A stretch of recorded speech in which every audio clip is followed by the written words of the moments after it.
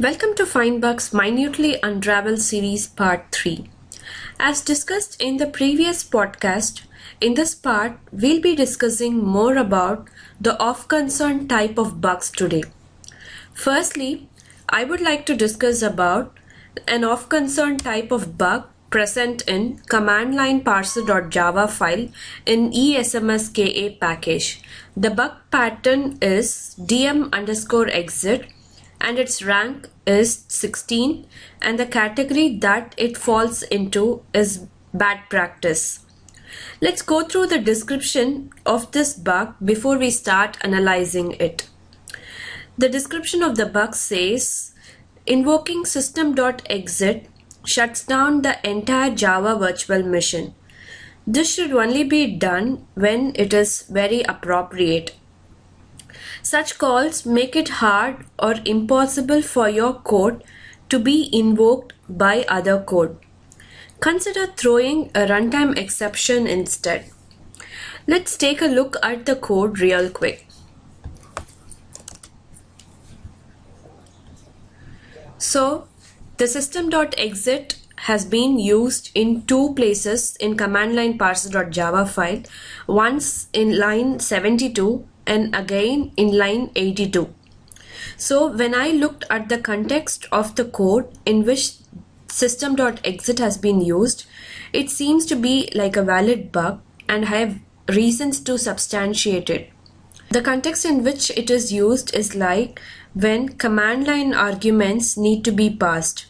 Once the parsing is done and the results are printed using the print usage method, the system exit function is called. I feel this is unnecessary call because as there is no need to exit the system at this point. As per my understanding, it should continue to process the rest of the code after the invocation of this method instead of calling system.exit.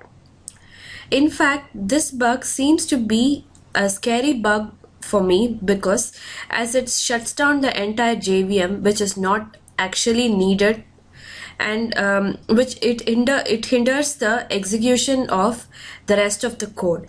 So according to me, this bug pattern should be of higher rank and it should have a higher priority also. So finally, here are my inferences that I have drawn from the analysis of this bug pattern.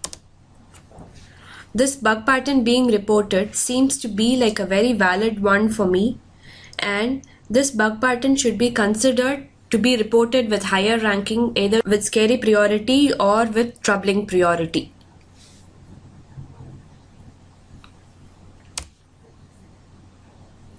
The next bug pattern that I would like to discuss is about SF switch no default that is present in mainframe.java file in ESMSKA.gui package.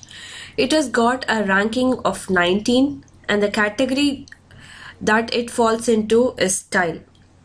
The description of this bug says this method contains a switch statement where default case is missing. Usually, you need to provide a default case. Because the analysis only looks at the generated bytecode, this warning can be ignored if the default case is at the end of the switch statement and doesn't end with a break statement.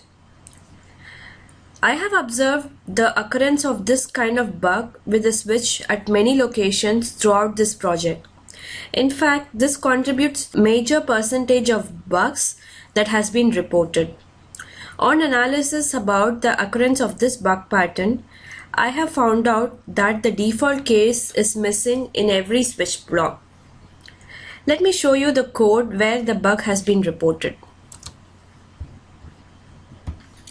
So here is the mainframe.java file and we have a switch statement here in line 865, and if you take a look here, there isn't a default case that is present, and that is why this bug is being reported.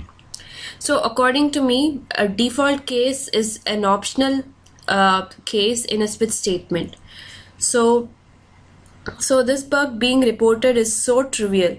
The bug is not so important to be reported even in of concern category.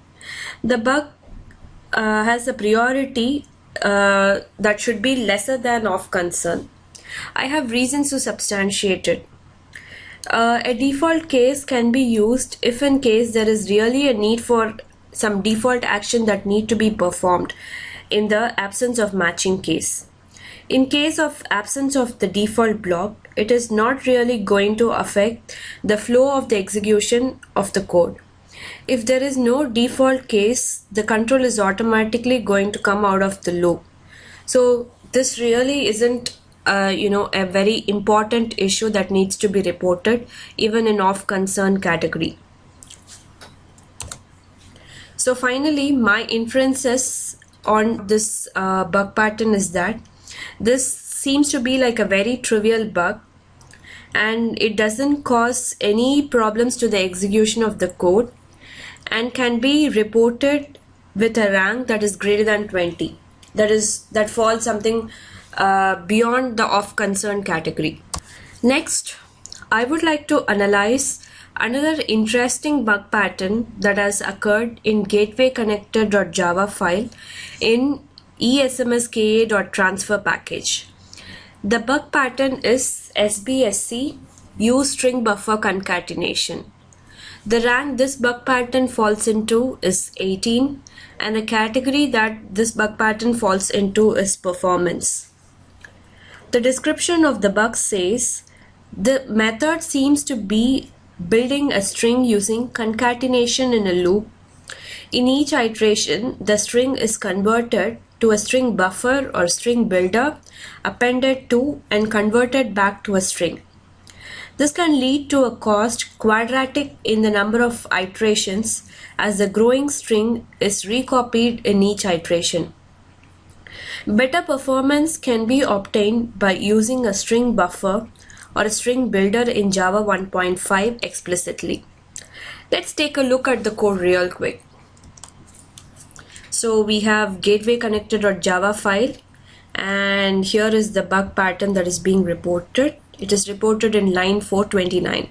So if you see here, we have used a plus operator to concatenate strings and store it in the variable string of type string. So and it is present inside a loop. Yes, this bug is a very valid bug. As mentioned in the bug description, when you build a string using a plus operator, internally the string that you are trying to append is converted into a string builder, then appended with the string that is taken in the current loop and then converted back to a string. So imagine how much overhead it causes for completing the entire iteration of the loop. In order to avoid this performance overhead, we can directly use the string builder class to append the string using a loop. Once a string is built, you can finally convert it into a string and store it in another variable. So my inferences from this bug pattern is that it's a very valid bug. It is recommended to use string builder class explicitly than using the plus operator to append strings together. And it really causes a performance overhead to the application. Well, in this series, we have discussed, analyzed, formed opinions about FindBugs. So now it's time to wrap it up. From my observations, FindBugs is an amazing tool to deduce the most important and those bugs that need to be rectified for sure. By important, I mean those bugs that directly affects the performance of the application or that has a direct impact on the functionality of the application. As far as the reporting of the of-concern bugs are concerned, I feel that the way these bugs are classified according to its rank need to be redefined as there are certain very trivial issues that are being reported. The one like the absence of default switch case bug is the best example for that.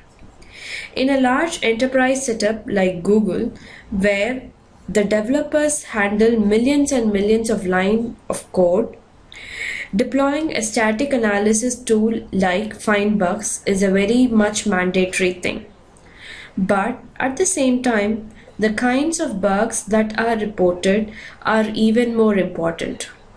Alright, hope this series has been very informative and useful to you. Thank you.